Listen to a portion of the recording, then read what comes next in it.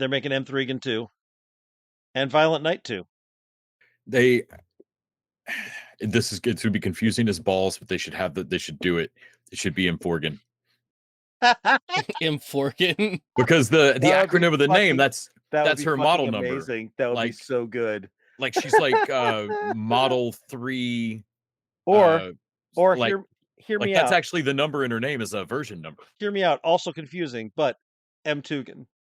M2 like it's DEFCONs. And they'd have to explain it in every single bit of the press tour. It's like it's like the DEFCON system. Yeah, it's just well, then why is the next one called M4gan? Well, we just that's a prequel. M1gan, pronounced Megan. Subtitle: Your jacket, though. You know, it's funny. There have now been 2 M3gan memes related to Key and Peele. One is I saw someone do the Megan, and I saw someone do the Mr. Garvey thing. Yes. I don't know if you saw the. Yeah, I've seen that. Messed up M3gan. That would crack me up. Churlish. Churlish. And insubordinate. Say your name right. Episode 420 of the TV Dudes, recorded January 25th, 2023. Night Court.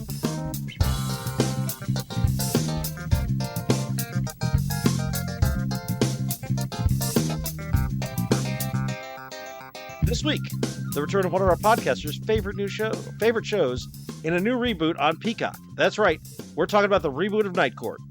Before we talk about that, though, I'm Randy. I'm Les. I'm Nick for the defense. I realized this is episode 420. I don't know if that has any good significance to Night Court. I don't feel like this is it really doesn't. It has significance to me because I smoke weed and I love Night Court, but no. It's the less episode. Yes, I think only the weirdos that are coming in front of the judge on Night Court might possibly partake. How many hilarious episodes were there about mandatory minimums? Probably 0. Actually, they probably did a very special episode at some point of Harry having to throw some kid in jail for... Yeah, I don't know. The 80s are fucking weird on drugs, man. Yeah. Oh, yeah. Not like now. We've got everything figured out now, so... Oh, yeah. I mean, obviously, if you look around the world, cooler heads prevail in all discussions now. And all things, yes. All right, let's jump into our appetizers. Nick, I think it's your turn to start. Oh, I didn't even realize there was fucking turns, but okay. There's not really, but I realized that Les and I had gone first the last couple weeks, so I remembered. My memory was good enough to remember that was your turn. I watch Dogs in Space. Some more episodes. Remind me again where Dogs in Space. Where is that air? Netflix. Okay, all right. Mm-hmm. Fair. Yeah, they finally did a flashback episode for why Garbage and one of the council seats don't get along. It was necessary. Finally, some backstory. The finally was the best part of that sentence for me. Like, oh, thank God. Also, they had a great episode with what was it? Their thief character played by Cyril from Archer, Jerry from Chris Parnell. Chris Parnell, yeah. Met that dude. Yeah, he's the con artist dog that they bring along, their ambassador. And apparently he's been leaving little messages after he rips somebody off or steals stuff. He tells them he's different members of the crew. So everywhere they go in this episode, they more of them keep getting picked off because they're wanted for some sort of crime, and he's given them one of their names. And he's like, I can't help but feel like this might be somehow my fault. No, that can't be it. But like something along those lines. Me and Les watched a couple movies, including Sorry About the Demon, which is a fun one on Shudder, where the main premise is this guy is roommates with a demon that can't possess him, and instead of leaving like any normal rational human being, he's dealing with a breakup. So he's like, yeah, well, no one wants me, you don't want me for human sacrifice, so I guess I'm just staying here, so fuck off, Demomenos. The yeah, demon's he's like, sad no, that's and not, won't leave, and the demon. that's not how it works. Just no, you leave. Yeah. Make me.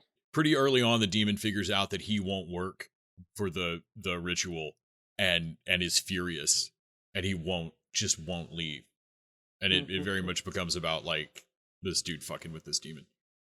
I also watched Ep 2 of The Last of Us, which I thought was pretty good. I really enjoyed that. Looks like they're doing a thing for each. The show's going to open with a little bit of the outbreak day or infection day. Yeah, or just time before, because of the last one opened with like the 1960s talk show. So Mm-hmm. Yeah, so like I guess that's their version of. I think in the game they do a lot of reading diaries from people that you find that were from the day of outbreak. The before times. And this one was Jakarta in Indonesia, and I thought it was pretty good as far as they find their fungus expert, and they ask like, "Hey, we need help. We need like, what's a medicine or a vaccine? Something you got to give us some like record to go." And she's like, "Okay, so you don't know who bit this subject, right? How many other uh employees are missing from the factory? 14. Okay, oh cool. man, Here, I'll tell you what to do. Bomb this city completely to the yep. fucking ground." Yeah, that was so chilling and good. They're like they really did a good job of just how fucked everybody is. And that actress, the older actress who played that mycology professor, was just perfect, low key. She was just like Yeah. Yes. she looked shaken but not like destroyed. She was just like, I'm gonna go be my family. We're all gonna die. Like not just that's where they were, and that was really like this is so much better than even at this point. It is so much better than Walking Dead was at this point. Well, what I realize is that most movies and TV shows take the track of they don't know what a zombie apocalypse is, and everyone Yeah, gets sprung on. I like the take that this is a thing everyone's known in this community, in the like fungus community is known that if it jumps yeah, to humans, there is absolutely we're nothing all that it's can all be over. done. Yeah, it's Like all they over. know Yeah. how deadly and fucked everybody is. So when it happens, everyone's just like, "Oh, fuck! Our best chance was for this to never happen. Sorry, guys." Like I love that. That's her answer. Is like, I don't know. I guess bomb this city. Yeah, yeah, yeah. It was a really good second episode. I was very pleased with it. I think that is my favorite show that I'm watching right now. It's pretty solid. They also it's the clickers show up in this episode, which I thought was They great. were Of like, great. hey, yeah, definitely don't hold those back. Just yeah, keep going Yeah, with them. Yeah, yeah. I heard they showed up this episode and was impressed that they like, oh, cool, that's something I knew a bunch of people were excited about, and I guess they just went ahead and got to it. And the Bravo. makeup effects were spectacular. Like they did a great job of it. Oh yeah, they're fantastic. And also it shows how dangerous like these zombies are. Of like Oh yeah, other like I was telling Les, other video games you'd mow through 100 zombies at a time, and in Last of it's like, ah fuck, there's two of them. What am I gonna yep, do? yeah. It is a stealth game, not a shooting game for sure. Yeah, yeah. This is really good so far. We're I believe past the point of where I was in the game, so I'm already in like complete new territory. So yeah, it's great stuff. Yeah, next week, next episode is gonna be uh the Bill and Tom, I think, or the old men episode with Ron what's his name from Swanson, Park Ron Ron Swanson, yeah. Swanson, post apocalypse. Yep, And I'm like, God damn it, that's some great casting. yep. I guess it was somebody else, and they had to drop out, and they that Ron Swanson was like a second choice, which is crazy Man, because really, he should never that's be a second choice shocking. for anything. Yeah, Nick Offerman's amazing and perfect for kind of a survivalist since he can do anything. And Hmm. he will build you a nice woodworked weapon with which to kill clickers. If the only way I'll accept that him as second is if Paul F. Tompkins was first. Fair, that is fair. Okay, We watched Blood Vessel, me and Les, which was not only has a great pun for a title, but actually was a pretty fun Nazi experiment on a boat movie. Yeah, that is also one of the most fun vampire movies I may have ever seen. in terms of making vampires both movie monster fun and genuinely dangerous. It was really fun. Although it seems like some of the characters immediately forget when they learn that bites infect people, forget that they saw someone get bit in the hand in front of them at the start of the movie. There's a whole lot of like pausing for slightly too long, or like, oh my god, what the fuck is wrong with you? Also, does no one remember that person was bit? Like, you've learned shit since then. Yeah. But still, good monsters, good fun. Yeah, also great diverse cast as far as everyone on the ship being like there's no white American dude. The closest is the Australian guy. Americana? Yeah, we're Americans. It's like, you're not American. Jerry doesn't know the difference. We watched Slumber Party Massacre, was the latest one we watched, which I thought was fantastic. Yeah, that was a lot of fun. What a great, never seen the Slumber Party Massacre franchise before, and glad that I'm into it now. Apparently, started off as a parody in the script from a, what was it, Les? A gay rights activist? Yeah, a gay rights activist woman. Woman, yeah. Wrote the script as a parody of slasher movies, and they got a woman to direct it, but then the producers seemed determined to make it a like actual standard slasher movie. So it really plays back and forth, and it feels like this weird clearly 70s slasher movie that is also making way too many nods at like you just keep seeing through. Is it taking the piss out of this? I think it is. Are they still talking about that baseball game? Yeah, it's a very odd movie. Also, they don't waste any. There's no time spent sympathizing or understanding the villain. He's not a god. There's no ritual. Nothing. There's a rolled up newspaper that says that a mass murderer has escaped a psych ward, and from that's it. Dude kills his way through a neighborhood.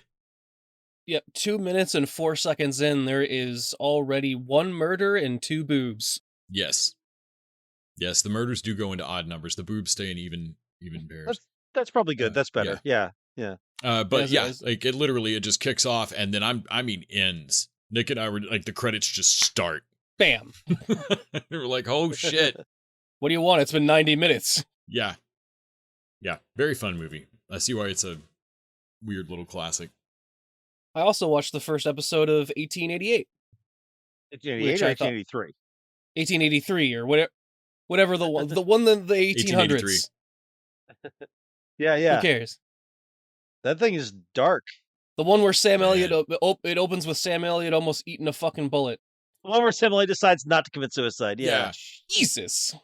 Did they get to Fort Worth? Is that the second one? Oh, I think that's... Yeah, is that the first episode? With Gene Hackman? They're... Not Gene Hackman, I'm sorry. Fucking Billy Bob Thornton as the sheriff. Yeah. I think that's the second episode. And Billy Bob Thornton fucking kills it in that role. It's such a small part, but he's so great.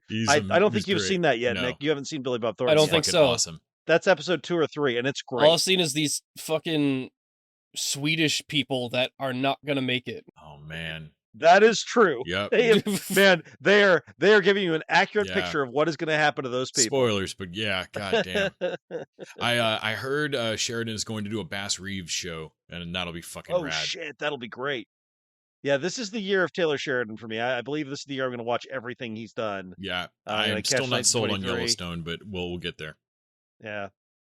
We know oxen. Well, your oxen are going to die, so get fucking horses. Man, Sam Elliott is so great in this. Like, I like everyone in it. I like the lead family quite a bit, but Sam Elliott basically steals the show. I am stunned that is Travis Tritt and no, not Travis Tritt. Not Travis Tritt. I'm sorry, Tim McGraw and Faith Hill. I'm just fucking names up today. Tim McGraw and Faith Hill, and they're great. Tim McGraw is like seriously Oliphant and Deadwood level good here. Yeah, and Faith Hill does amazing as the mom. Like, and the amount of times that you watch that woman, like, God damn it, turn around and pull a shotgun and walk away. Yep. People are like, I'd stay out of her way if I was you. Yep. Yeah, Oh man. you got some good stuff ahead of you, Nick. Yeah. It's a really good show. Fantastic. But more of the Sheridan universe. All right. I watched the second episode of Velma. No, the second episode. There was like 2 episodes. So I watched the third. Third episode. the third episode, which Yeah. again this one was like a self-defense class, but it ends up being the excuse for the female characters to fight each other. And I think in the next episode was like after that is a dress down, like dress ugly episode for like, oh, instead of having a police detail, we're gonna because they seem to be targeting hot chicks. Velma, why don't you teach them how to be not hot, considering how not hot you are? For safety. I consider myself an alternative. Yeah, teach them to say stuff like that. And like some of it kind of works, but like there's this whole message of teaching Velma that it's like her brand of feminism is as oppressive, if not more so, than the patriarchy that they've been living under, and it's okay for them to wear makeup if they want to. And it's like, dude, this feels like a fucking show from the 2000s. This feels ancient. Even the like relationship between Velma and Daphne, the gay stuff is like, well, the regular Scooby-Doo already beat you by a movie. They've already done this. Yeah. It's weird how this feels old. Yeah, I don't feel bad about missing Velma. I'm not. I guess, like I say, I think so. I said last time, I don't have any fondness for Scooby Doo, so like I don't care what the continuity is. But because I don't have any fondness for Scooby Doo, like I do have a fondness for Mindy Kaling's shows, and so I'm Yeah. bummed that she didn't make another hit. Yeah. I want to know what's going on behind the scenes and what's going on with the making of this show. Did Mindy Kaling want to make a Scooby Doo show? Was she forced this property? She came in with a high school show, and they're like, "Yeah, we do want to make a Scooby Doo." She's like, "What the fuck is Scooby Doo?" Honestly, that's what it feels like. I feel like that's. I mean, from hearing about Craig McCracken that's coming, whoever's coming back and doing Foster and like the reboot of cartoons. Yeah. Oh yeah. And they're doing Foster's Home for Imaginary and one other they're rebooting of his. And there was some thread on Twitter of like, what, you didn't pitch any new ideas? And he was like, all right, story time. I have pitched like a jillion new ideas in the last 10 years. Not a one of them got further. I said, I'm willing to reboot something. And they immediately handed me 2 things. Yeah. So like, I seriously think that you walk in and maybe like pitch an idea and they're like, okay, so would you say that fits kind of like looking through going, all right, I don't have the test for you to cheat on in the class you're in, but I've got a similar science class from 3 years ago. So I know that sounds kind of depressing, but you got to look at the bright side of this. That means I can go in and really have a shot of rebooting Biker Mice from Mars. It's happening. That's already happening. But also, in about 10 years, we might finally get that Inside Job season 3 or season 2, I guess technically. Right? Because they keep fucking up and canceling things too early, and then they'll go back later and go, "Oh, that was a mistake," when it's too late to do it. Kind of like see what happened with Veronica Mars. Just. So, Nick, because I cannot believe you actually handed me a segue for that. Biker Mice from Mars is being rebooted. Oh yes! Yeah, hell yeah! So Biker Mice from Mars are on their way back into the mainstream, or to the mainstream, I would say. Naso Company's studio behind hit Time Netflix to rock shows such as and ride, Toys That Made Us and Movies That Made Us, has obtained the rights to the property and has sizable plans. Perfect way to start 2023 off with a Mars-based bang. Yeah, so the 3 main characters were voiced by Rob Paulson, Dorian Harewood, and Ian Ziering. I'm sorry, Ian. I love that they not only did they rip off the Ninja Turtles, but also like, what should we get to the voices? Just get one of the Ninja Turtle voices, like get Raphael. Like it just doesn't matter. Yeah, so they're planning to make. We know what we're doing. They're planning to make new toys first, and then I believe they also have plans to make a show. And in a recent interview, I think Paulson said that is weirdly one of the shows that he would totally go back to. Sure. Well, I wonder what they're gonna do, either the Plutonians mythos or the Catonians. Yeah. Either way, no one will be able to check us on it. We can say whatever we want was the original. Like, no, fucking nobody's seen that show. I love Nacelle for doing it. Yeah. But anyway, it's just hilarious that you brought that up. Sure. Well, also, Les, I'll let you go continue, and I'll let you talk about Bloodhook and Jack Frost. All right. I think I was talking about Jack Frost last week. I mean, you can talk about it again. Oh, no. This Oh, one, Ray, so that was 1997's Jack Frost, which is not to be confused with 1996's Jack Frost. And neither one of them hold a both of them are substantially better than Curse of Jack Frost. I don't know the year it was made because I don't care. So yeah, Curse of Jack Frost is a terrible movie. It both has a really stiff, weird looking monster head costume that doesn't move, but they keep showing the monster's face a lot while he talks. And so it's just this grin that doesn't move. But they also clearly can't get that costume like wet or damaged. So there's a lot of really weird scenes with CG. No CG, because they pretend to get him wet. It's so bad. They throw hot water on him, but there's no water in the bowl. Yeah. It looks like a fucking improv class of like really working with your props there. Yeah, it's bad. And made somehow all the worse for setting up the weirdest expectation hump at the start of this movie.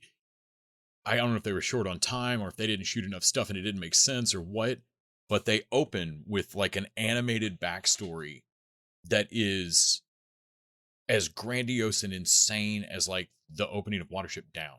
Like the animation isn't as good, but it's pretty good. Imagine Santa Claus, but also Game of Thrones. Yeah. And they tie the character of Jack Frost to like Santa Claus as this ancient Violent Night style thing, and like this betrayal of like Jack Frost is this like weapon, and like he was once next in line for the Santa throne.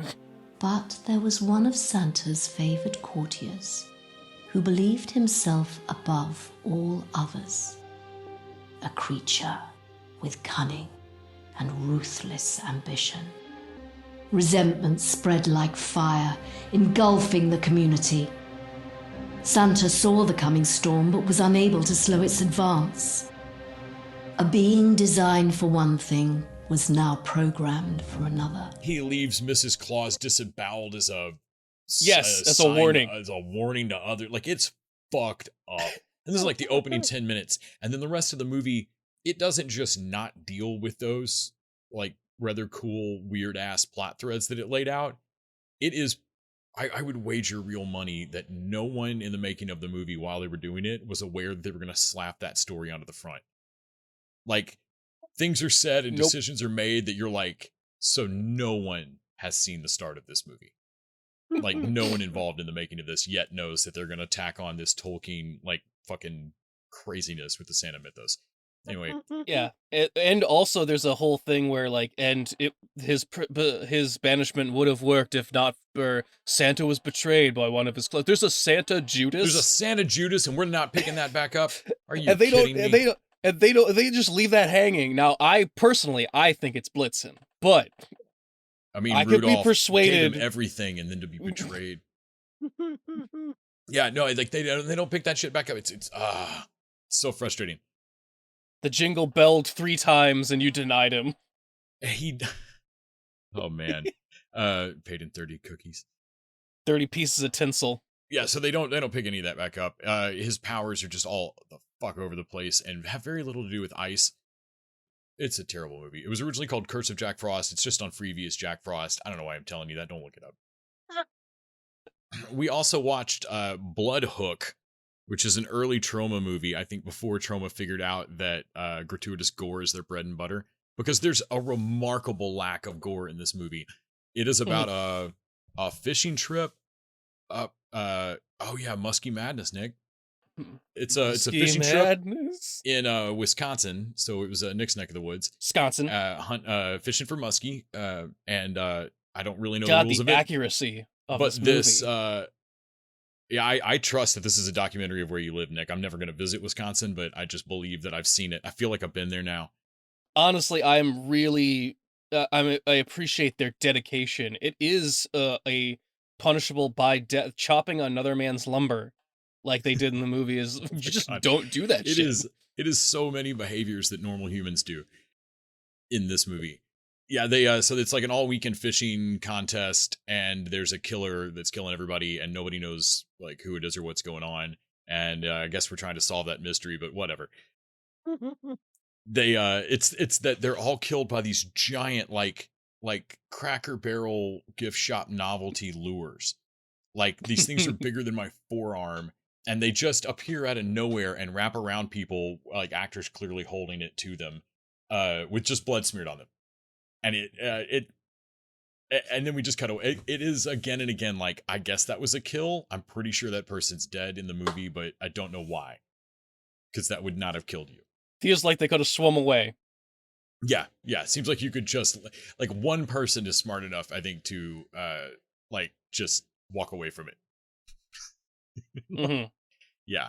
Bloodhook. It is that said, it is a million times more fun than Curse of Jack Frost. Yeah.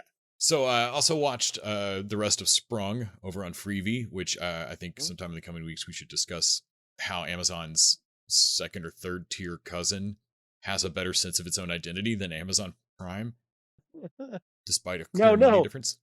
Amazon has an identity. We clearly nailed Amazon's identity. Yes. Aggressively mediocre. Prestige average.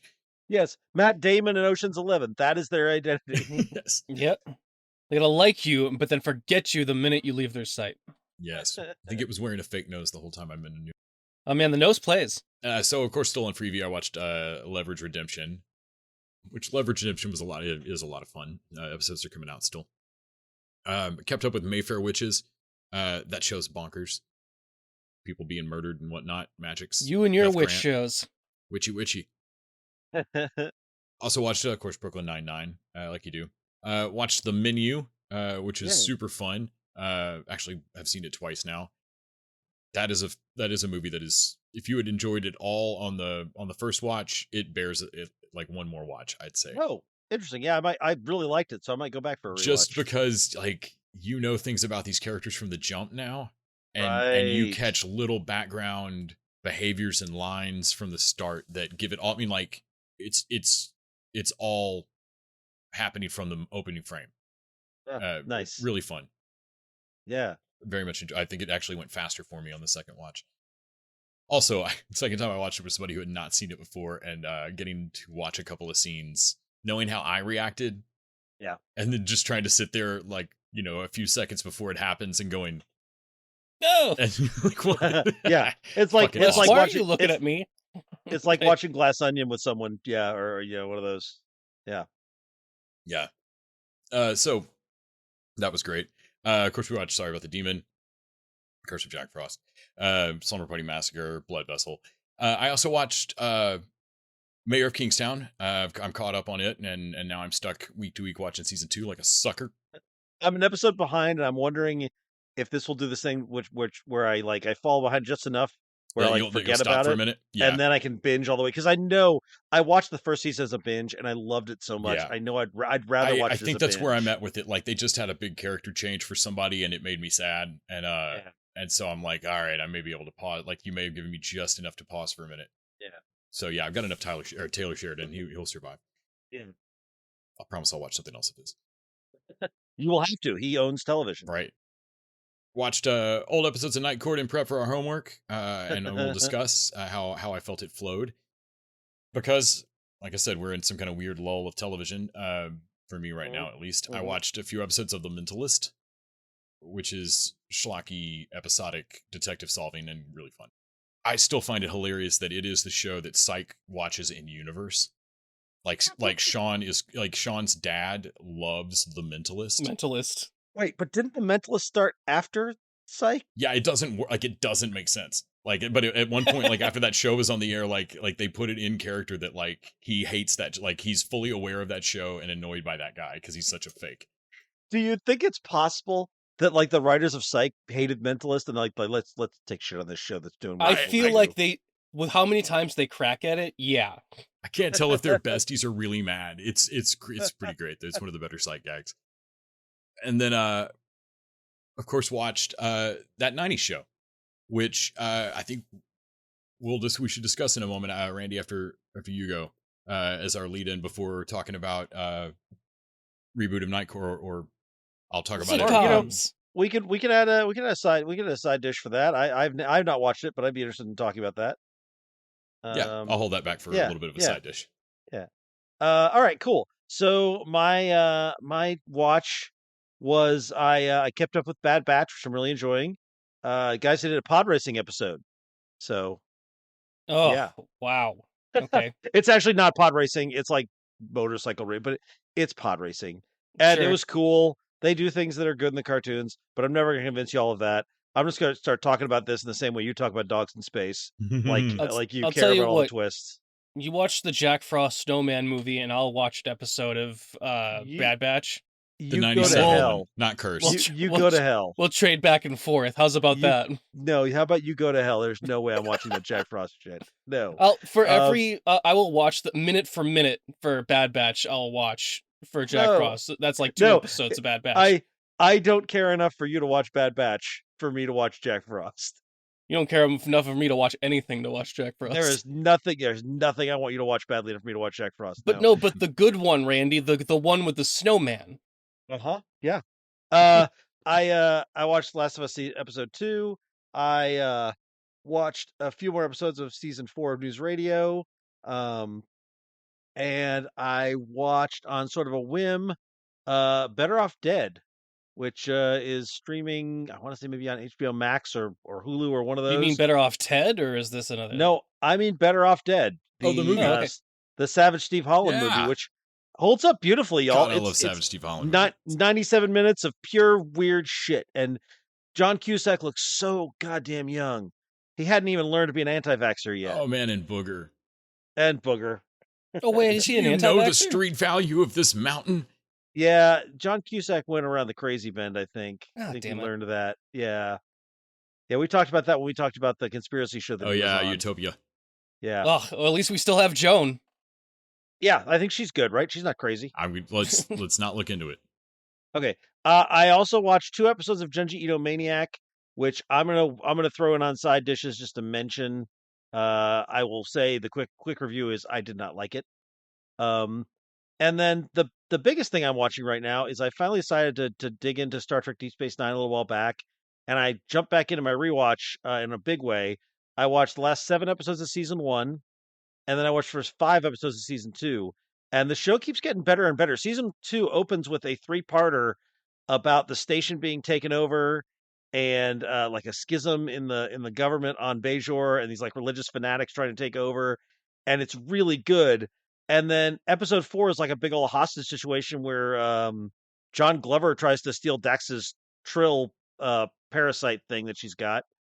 And episode 5 is a like Cardassian orphan who was raised by Bajorans and hates Cardassians. This is all really good, not traditional Star Trek stuff, and I'm totally digging this show. So is there any way that we could, like the Star Wars franchise, like they go back and add stuff in afterwards, after the fact? Can we go back into Deep Space Nine and just add in Shax and people from Lower Decks into the background? I mean, I feel like they've been to Deep Space Nine now. You don't need to go back and add Star Trek Lower Decks. But couldn't we, though? You could, but it would make it worse for me, so I don't want you to. Mariner shot first. Look, I like Lower Decks. If push comes to shove, I will admit that I like Lower Decks, but I don't want all my Star Trek to be Lower Decks. It's kind of like, well, I don't like him, but if everything Marvel had the same tone as Deadpool, I would hate everything Marvel. That's how I would feel, and I would hate Lower Decks for causing it.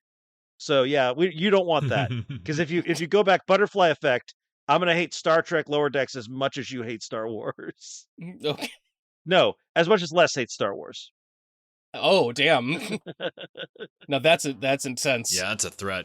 Yeah, you don't want that. You don't want that Butterfly Effect. No, leave the Lower Decks listeners people. know that there is a difference in that level. All right, this is a good place to remind you that you can go over to patreon.com TV Dudes throws a buck an episode. And in exchange, we get to keep our streaming services, pay for our hosting costs, and you get bonus content each week. This week, it's late Christmas time because we're going to talk about Violent Night. All right, let's jump over to our main course for the week, and let's talk about the reboot of Night Court. Let's talk Night Court. So I think we got to start with what Les thinks, because Les's opinion of Night Court is more important than everyone else's. Thank you so much for finally someone admits it. My opinion about Night Court is more important than everyone else's. Now, Les, have you seen this show, Night Court? Like, have you heard of it? Have you heard of it? I've seen People's Court, but I've not seen like their After Dark. How do you like it, you piece of shit? Oh, you're doing the bit that I do. I get it. Ow. It's not good.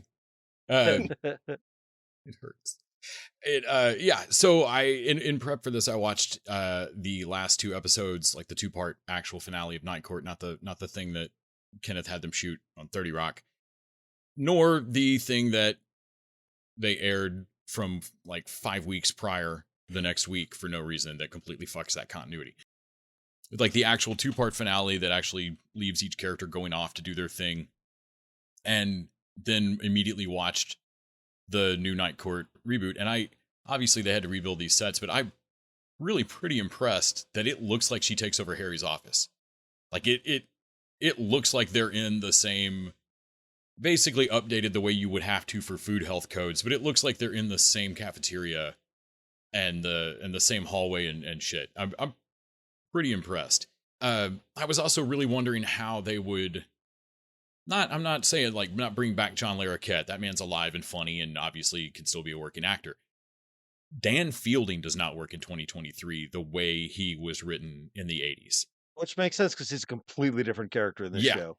And so I like that they just lean into the fact that it's been decades and people go through shit. And like he's clearly gone through some shit. And that having watched the first 2 that they dropped, which I'm glad they dropped 2. I think that's always a good move for sitcoms. And then watching the 3rd one that just dropped today, they've settled Dan back into a groove. He's not the sweater wearing, suddenly going to care about people. Like it's actually more interesting to me to watch him be a dick lawyer who thinks these people are fucking idiots. Like, no, man, this idiot definitely did it. Yeah. But also recognizes his job as a lawyer and like giving compassion without suddenly becoming a softie is funny. And Larroquette is exactly the comic that can walk that weird little line. So I'm really digging that. Also, I was worried who they'd bring in for bailiffs. Night Court always had Bull, who is a fucking alien. Right. Quite literally, in the last episode, he is taken off to Jupiter. And so I was wondering, and then the other bailiff was always like a rotating cast, not because they meant to rotate cast, but because they had 2 in a row die after a season, and then brought in Roz, who I really, really hope that they get Marsha Warfield to cameo. He's still funny as fuck. I've seen her do stand up. Yeah, she's great. She's got a residency in Vegas right now, I believe. But the new bailiff they have, Gerg, is fucking weird. I'm sorry. What did you say? Gerg? Gerg. Yes. Did you not watch this? Did you not watch this? No, I watched. I somehow missed that. Yeah, though. her last name is like Grogowski or something like that, and her nickname is Gergs. And her delivery on shit is it hits me like the Cherise on the High Fidelity reboot. Like she's just insane. In the 3rd episode, she gets on a tear of like the judge makes a mistake in court and is like, I've made the city less safe, or maybe I've made the city less safe in the future. And she's like, I mean, as long as you didn't change anything in the past, we're cool. And then somebody like has left the room and like she flips out for just a second of like, where did you go? I'm tying my show. Oh my God, I thought you got butterfly affected. Like it just spirals into absurdity so quick that I'm like, okay, I love that. That's great. Keep doing that.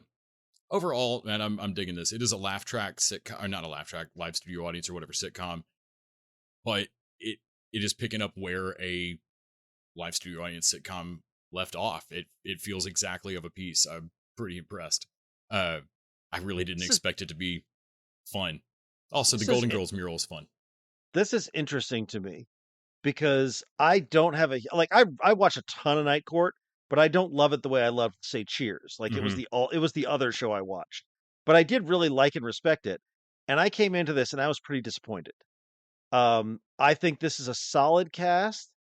I don't think the writing is great yet, and I think that's a problem. And I feel like a lot of the time there's a little bit too much mugging. There's a little bit too much they think this is hilarious and they keep looking at us like, huh? Get it? And I think they need to tone that down a little bit and just accept, kind of do the thing that News Radio did better. And again, maybe it's just because I'm watching News Radio, but like have it be weird, but don't acknowledge that it's weird. Let us realize this is fucking weird. It's a little hard to accept a laugh track in this day and age. That is also true. Yeah, that is also true. I think the reason that's working for me is that's exactly the level of mugging and bullshit that Night Court. I think that's might be why you watch Cheers and not Night Court as much, or love it as much, because the original Night Court was also, man, I see where I got my fucking bad humor and like mugging and like pausing at a pun. I have not watched a lick of Night Court. So for me, I was like, I'm the guy that's watching this. I'm like, I wonder who this hairy guy they keep talking about is. He seems like he was fun. Yeah. And for me, John Larroquette is like, oh man, they got the guy from Boston Legal. Cool. And the problem for me is that America's legal system is harder to make fun of. I mean, it's pretty absurd. But also when you're it's hard. It's not as funny when the judge is flippant. Yeah, I like that they're showing her trying to be relentless. Like they made a thing of it in the third episode, like her trying to be relentlessly more compassionate than the court needs her to be. But I feel like that's as close as they're going to be able to get to. But also her compassion is kind of dumb also. Oh yeah, it's super positivity. They, in the third episode, she flat out like gives somebody the benefit of the doubt and fucks up. And like when she thinks she's fucked up, she goes the opposite extreme. And it's actually like it's one of those moments of like, whoa, show, don't tread here. That's the problem, is that it's kind of like the regular system is that, oh, we might have let a guilty person go, which is 10 times worse than incarcerating 10 innocent people. Yeah. So we want to err on the side of let's execute how many innocent people on death row so we can kill some of the ones that we're right about. To tell you how flippant the premise of the original was, Harry Stone became a judge. He had a reputation for jokes and magic and juggling and being a screwball and like the lawyer that everybody hated to have in their court. But when they were going down the list of people to call to be judges in the first episode of Night Court, it's a Sunday morning. And he's the first one out of he's the last phone call on the list. He's like the 20th or 30th person they call, but he's the first one that answers the phone.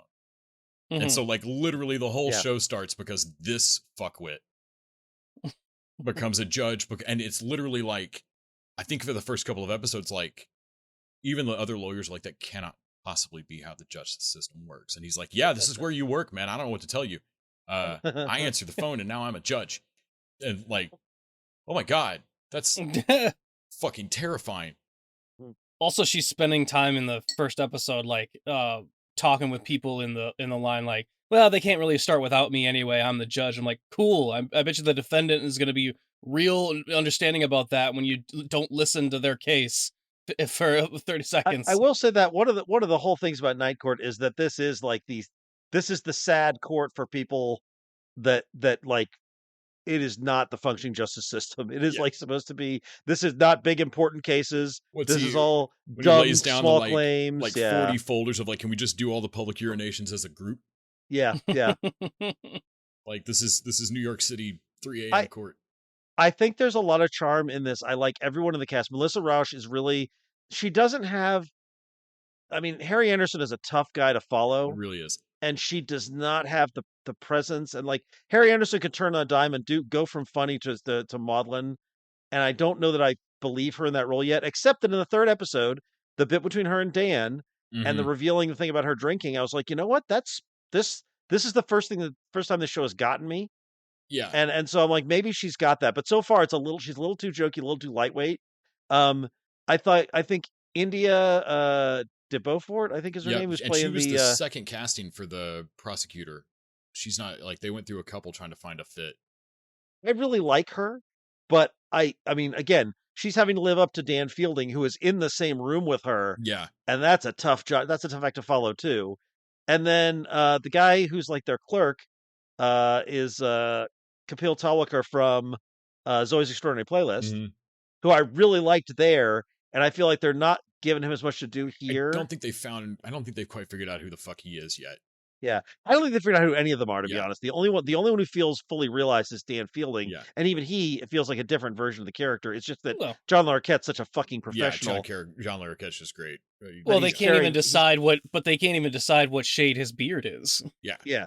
Oh yeah, no, they've definitely aged him back in the because I gotta tell you, that beard over his other beard in the first episode is pretty bad. He is definitely carrying the show for me right now. Like, he shaves it down at the end of the episode, and I'm like, why does shaving it down change the shade of it? That's how beards work at night, Nick. I don't know what to tell you. Yeah. Is that how it works? That's what Night Court does to you. That's what Night Court does to you. Yeah, but I was wondering how you felt, and knowing that, like, they don't even have Christine on there until, I mean, she pops in and goes back away, and like it's two other defense attorneys that are like, or public defenders, before they get back to like what you think of as like the core Night Court. Yeah, I hope it. We talk about this every time somebody tries to do a sitcom now. The environment's not the same, and I hope this thing gets the run to feel like the sitcom that it's supposed to be, because it would be weird for Night Court to have some huge arc and be a different, like physically different format of show now and still try to be Night Court. I'm glad that they've just basically revamped the theme, changed the font a little bit, rebuilt the set, and picked back up with an 80s sitcom for me. I don't know who the fuck else it's for, but it feels directly for me.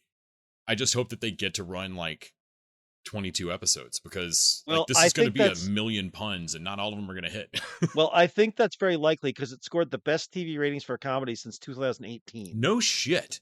Yeah. I honestly hadn't looked, man. Averaged 7.5 million viewers. The last people to beat that was the Connors at 10.5. My God.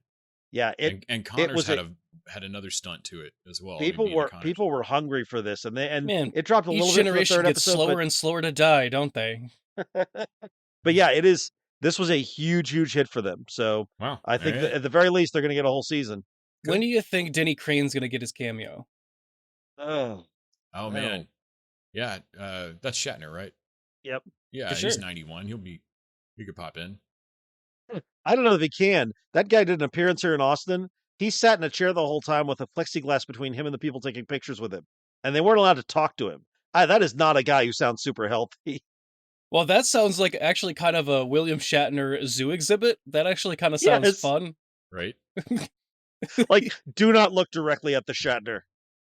Oh man! Now it'll trigger his aggression, so don't challenge him directly. If you brought him in as Denny Crane, and like the gag is that he is pretending to be a lawyer in the building, he's giving legal advice in the hallway, and you just can't stop him.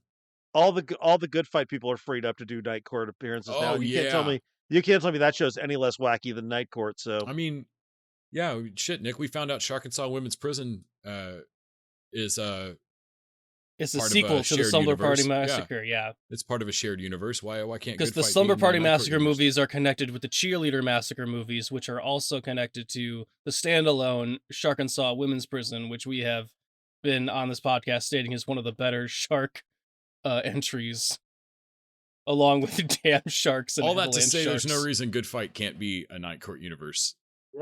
I think that's reasonable. Santa knew he had to be stopped, so exiled him from the kingdom. But this conflict was too great, even for Santa and his army. A battle ensued, like no other that had been seen before. After a long and bloody war, many souls were lost. On returning home, Santa discovered his wife, disemboweled, slit from throat to pelvis, strung up and displayed in a ghastly show of All right, so chaos. let's talk about our side dishes. Let's jump over and talk about that 90s show over on Netflix. So Man, this I is don't know what it was about this time, Randy, but when you said side to shit, it sounded like side bitches. Like, now let's Side talk about bitches. let's Let's talk let's about talk the about our side side dishes. Yeah, so am I the only one that watched any of this? Yeah, I liked but did not watch most of that 70s show. And so I had no desire to come back to it. I watched some. It's yeah. I think by the time 70 show was wrapping up, I was realizing that that wasn't really the type of sitcom that I was really into. It was Yeah. more like it was on.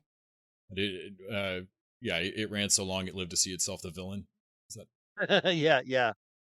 Yeah, I don't give a shit about like them after they move out of basically after high school. Like all of it just started like the wheels started coming off for me on 70 show. But the early ones are fun, and it's a fun rerun sitcom. I think when it started hitting rerun stuff really heavily 10 years ago, I had moments of realizing like, son of a bitch, I've actually seen a lot of 70 show and it's really cute. All right. And once again, this is another show that picked up exactly as if 70 show did not stop. Like it feels like they moved back into that set somehow, which is wild.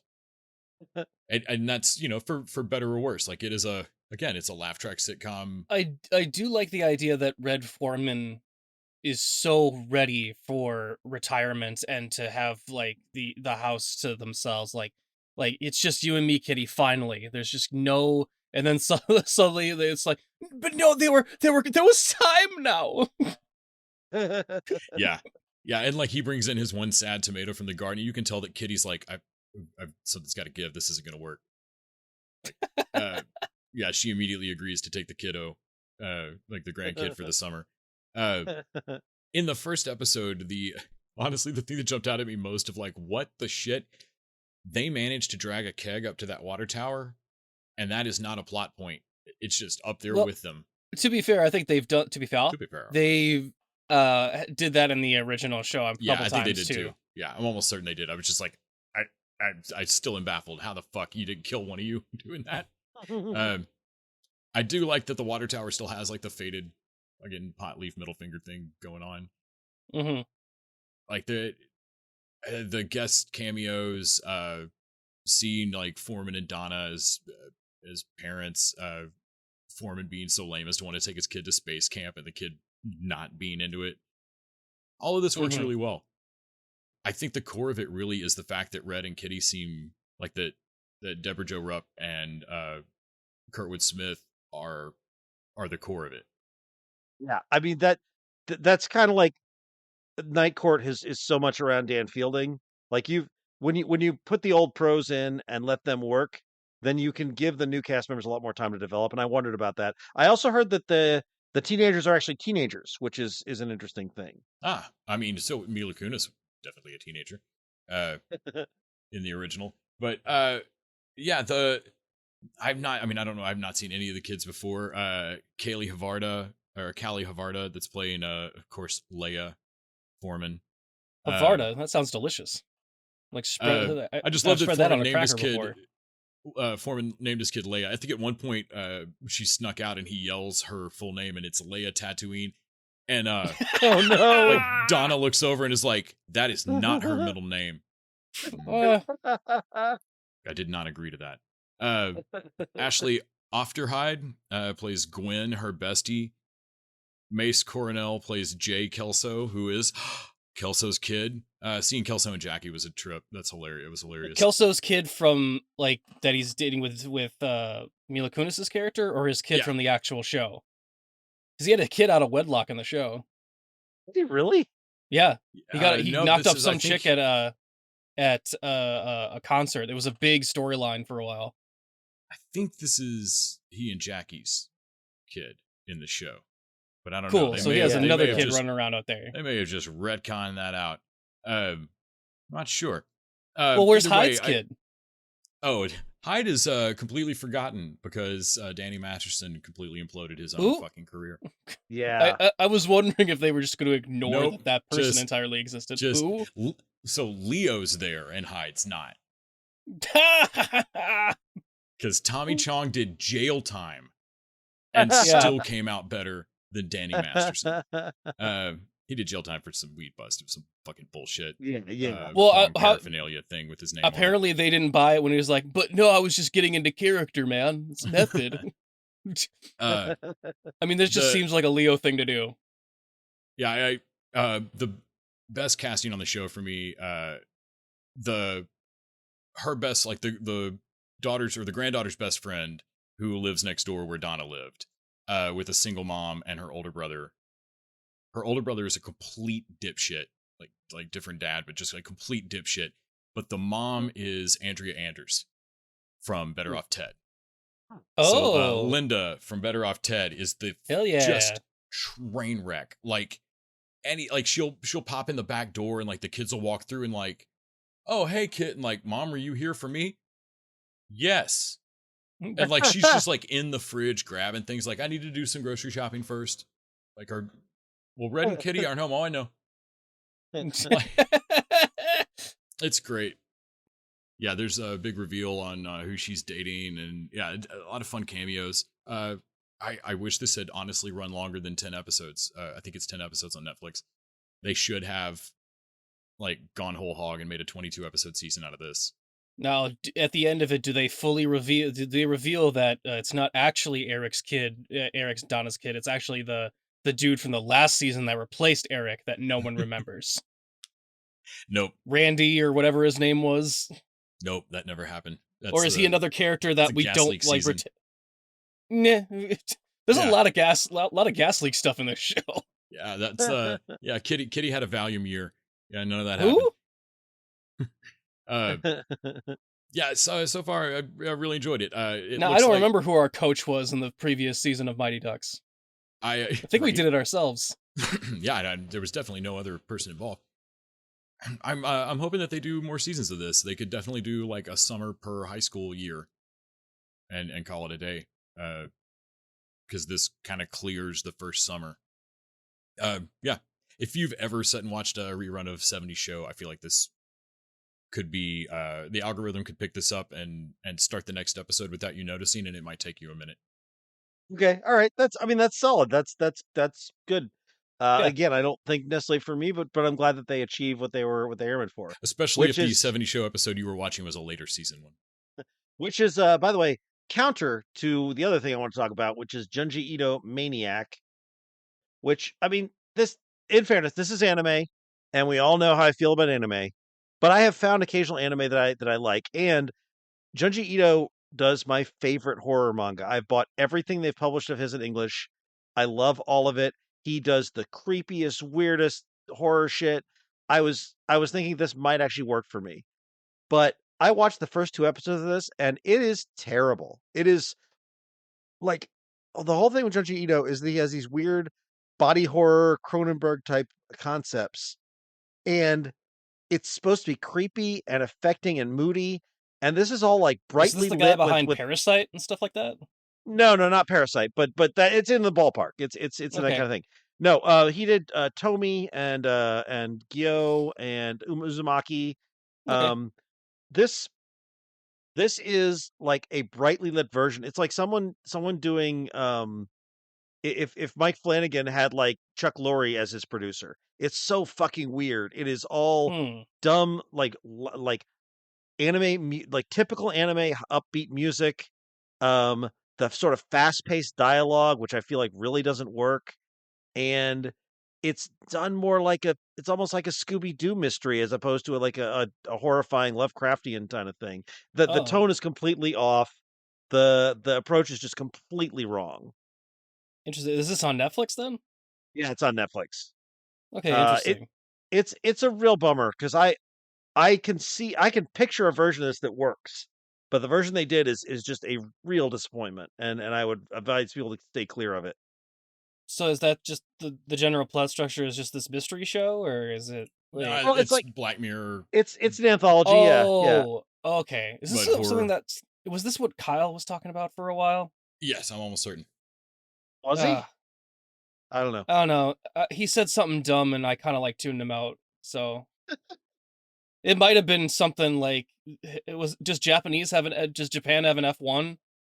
That also might have been. Yeah, this was this I love you, Kyle. this is a real bummer because the source material is fantastic, and this could have been the bridge to get me into watching some anime, but no, it definitely was not. I'll be curious to hear if there's anybody who like is more into anime than I, who really liked I do this. love that as the non-anime guy, you every once in a while you come onto this podcast like, well, I watched anime willingly. Why? Because I like animation. I like there's nothing against animation. I suppose you're looking for the occasional Cowboy Bebop of like, every once in a while these work for me. Yeah, exactly. Okay. Every so often they work for me. All right. This is one that I thought might, and it definitely did not. And so it's anime is like, a bummer. You have an entire genre that's for me what like Star Wars is. Like sometimes this can work. Yes, exactly right. Yes, this is my Star Wars. All right. I think that'll wrap it up for us this week. And thank you, Nick. Thank you, Les. Thanks, Randy. Thanks, dudes. Thank you to our patrons. Thank you to our listeners. Pod is adjourned. Remind you can go over to patreon.com/tvdudes. Throw us that $1 an episode. Listen to us talk about Violent Night. And until next time, TV Dudes out. The TV Dudes is an independently run podcast out of Austin, Texas. We are exclusively listener supported. If you'd like to help us out, go to patreon.com/tvdudes. You can also find us on Facebook, Twitter, and Instagram at TV Dudes. All the music for our show is done by our friend and original TV Dude, Gregory J. Amani Smith. To find out more about us, go to thetvdudes.com. I'm Randy Lander. I'm Les Weiler. And I'm Kyle Scott. Thanks for listening.